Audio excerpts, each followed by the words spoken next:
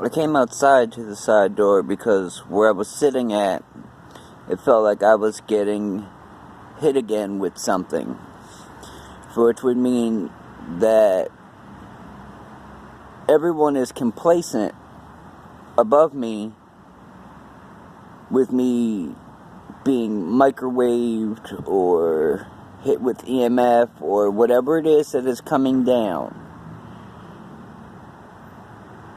because I can hear it.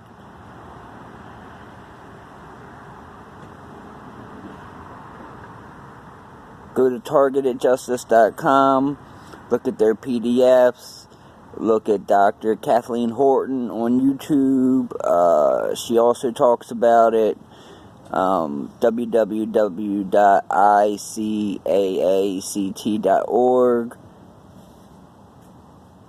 It just shouldn't be happening.